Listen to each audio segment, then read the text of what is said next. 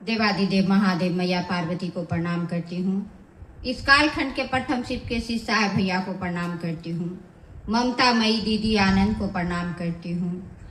मंदिर में बसे हुए भवानी माता को प्रणाम करती हूँ। आंतरिक से आए हुए सभी जीवात्माओं को प्रणाम करती हूँ। चर्चा स्थल को प्रणाम करती हूँ। चर्चा स्थल पे आए हुए तमाम गुरु भाई बहन को प्रणाम करती हूँ। मेरा प्रणाम स्वीकार।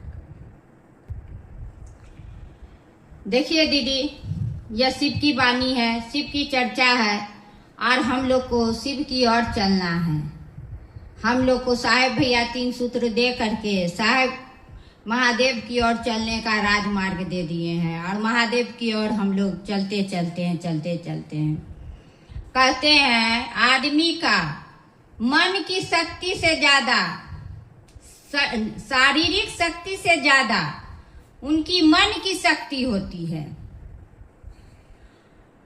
और मन के शक्ति से ज्यादा आध्यात्मिक शक्ति ज्यादा रहती है। क्योंकि शारीरिक से शरीर से जितना आप चाहिएगा उतना ही न कर सकिएगा। चाहिएगा कि टेबल उठा ले, कुर्सी उठा ले, उठा लीजिएगा, लेकिन चाहिएगा कि पलंग उठा ले तो नहीं उठा सकिएगा, किसी से सहायता लेना पड़ेगा। और मन की शक्ति है, मन को जितना चलाइएगा चलेगा, लेकिन उस मन को अध्यात्म से जोड़ दीजिएगा तो वो उसकी शक्ति परम शक्ति हो जाती है। उसमें महादेव की शक्ति आ जाती है। अध्यात्म से जुड़ गई तो वो महादेव की शक्ति, उसमें महादेव की ऊर्जा आ जाती है। कहते हैं अध्यात्म क्या है? अध्यात्म क्या है? अध्यात्म है खुद की खोज। मनुष्य अपना खोज कर रहा है कि मैं कौन हूँ, मैं कहाँ से आई हूँ, कहाँ को जाऊंगी, आने का क्या कारण है, किस लिए हमें भेजा गया है। तो हमारी हमें भेजने की कुछ न कुछ महादेव की होगा योजना, तब तो भेजे हैं। बिना योजना का कोई कुछ नहीं हो सकता है दीदी। कुछ न कुछ उसका मंशा है कि इस व्यक्ति को हम धरती पे भेजे और वो इस काम को करे। हम लोग को तो भेज देते हैं और हम लोग कठपुतली के तरह नाचते हैं, कठपुतली के तरह जैसा वो कराते हैं वैसा हम लोग करते हैं। 12 साल की अवस्था से ही साहेब भैया एक आए, घर में साधु मास्टर भी था। पता चला कि साहेब भैया को पढ़ाने के लिए आए हैं और वो एक तिनका, उसको तो पढ़ने में उतना मन नहीं लगता था, फिर भी अब आया है तो पढ़ना पड़ेगा। वो मास्टर बोला कि बउआ एक तिनका दो हमको। तो वो गुस्सा से झाड़ू का सिक्की, घर में रहता है ना झाड़ू लगाने वाला सिक्की वाला नारियल का झाड़ू, उससे तोड़ के दे दिया। अब उसको थोड़ा गुस्सा आया और वो झाड़ू का तिनका को लिया, जमीन पे पटक दिया और वो तिनका सांप बन गया। अब साहब भैया तो डर के उस गुरु के गोदी में, मास्टर के गोदिए में बैठ गया। अब मास्टर भी डर गया कि बाप रे बाप, इतना बड़ा अधिकारी का बेटा है, कहीं कुछ हुआ तो हमको डांट लगेगा। अब वो बोलने लगा कि कुछ नहीं बउआ, कुछ नहीं बउआ, कुछ नहीं है। तब फिर वो सांप तिनका में बदल गया। तब साहेब भैया को उस समय पूछे ये क्या था, तो मास्टर बोला ये चमत्कार है। उसी समय से चमत्कार की ओर इसका मन जाने लगा कि चमत्कार क्या होता है।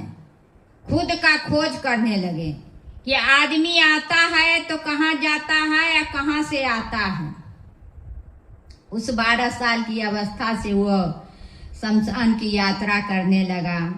उसकी माँ बोलती थी कि बेटा तुम पढ़ो, तुम्हारा पिताजी इतना बड़ा पदाधिकारी है, तुमको पढ़ाना चाहते हैं, पढ़ लिख करके बड़ा अधिकारी बनो। तो साहब भैया बोलते थे कि माँ, स्कूल का मास्टर भी बोलता है और सबको बोलता है कि आदमी जन्म लेता है तो कहता है बच्चा भगवान के पास से आया, और जब आदमी की मृत्यु होती है तो कहता है वो भगवान के पास चला गया। वो भगवान क्यों नहीं आदमी के पास आता है?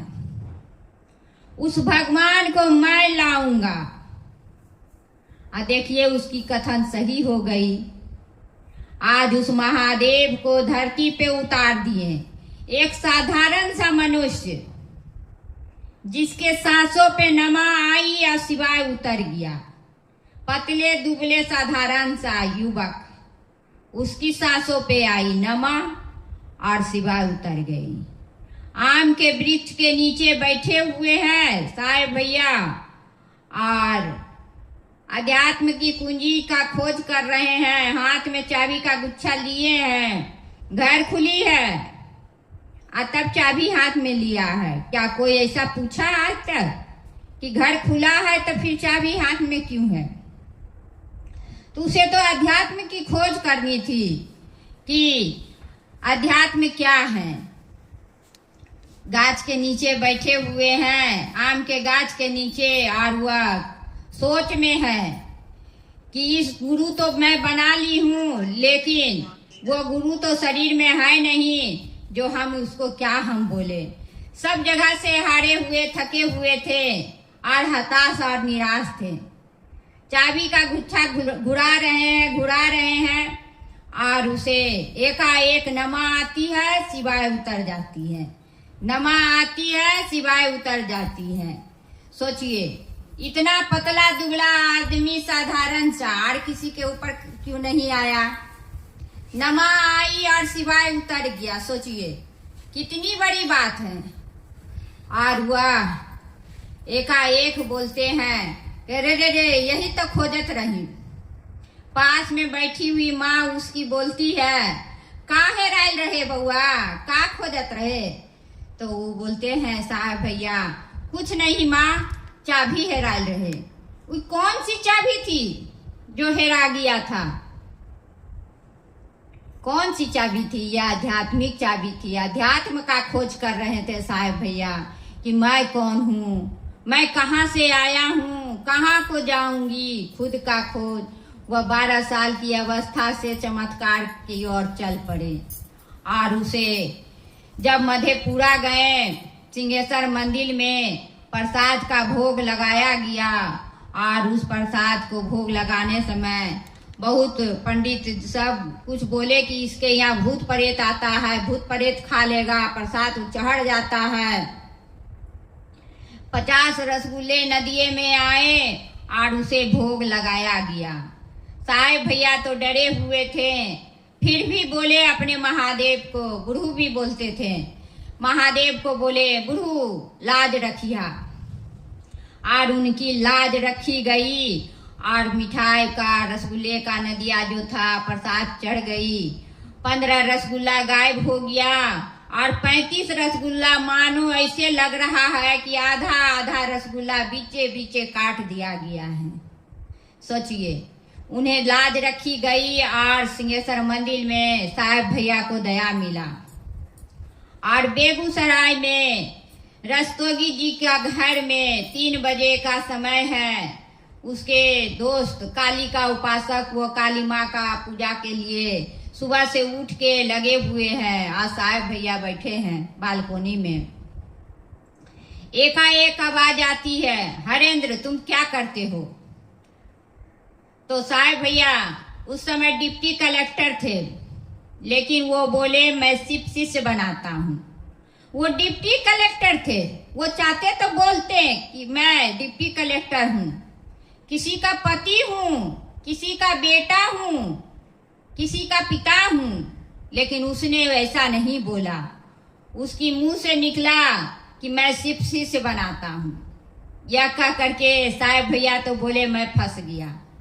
और अपने फंसे और सबको बोल रहे हैं कि देखिए ये महादेव की बात है, शिव की चर्चा है, शिव से मिलिए, शिव से जुड़िए, आप भी खुद बनिए शिव शिष्य और सभी को बनाइए। कहते हैं किसी को स्टेशन नहीं देखा हो, वह स्टेशन उसको पहुंचाने जाएगा और वह गया उसके साथ पहुंचाने। जैसे दीदी गई स्टेशन हमको पहुंचाने, तो इसका भी यात्रा हुआ ना, स्टेशन तक पहुंचाना, खुद भी पहुंचाना। तो इसीलिए कहते हैं खुद भी बनो और दूसरे को भी बनाओ। किसी को पहुंचाने में भी आप स्टेशन पहुंचते हैं। तो वैसे करना है हम लोग को दीदी। महादेव को गुरु बना लिए हैं तो पल प्रतिपल उसकी यादों में रहिए, उसकी ख्यालों में रहिए। महादेव तो आप पे दया बरसाते ही बरसाते रहते हैं। कहते हैं शिव को गुरु बना करके क्या मिला है? क्या नहीं मिला है आदमी को? जो शिव को गुरु बना लिया है उसको क्या नहीं मिला है ये न कहिए। बढ़िया खाने लगे, बढ़िया पहनने लगे, बढ़िया रहने लगे। कहते हैं शिव को गुरु बना करके दशा और दिशा दोनों बदल गया। तो आप हमें चरण में रखिए और हमारी जो दुख है, तकलीफ है, उसे थोड़ा कष्ट कर करके थोड़ा कम करने का प्रयास करें महादेव। दया करें महादेव। यह शिव की वाणी है, शिव की चर्चा है। आपको अगर जो अच्छी लगी हो तो ज़्यादा से ज़्यादा लाइक कीजिए। और इसी वाणी से मैं अपनी वाणी को विराम देती हूँ। आप सभी को मेरा प्रणाम।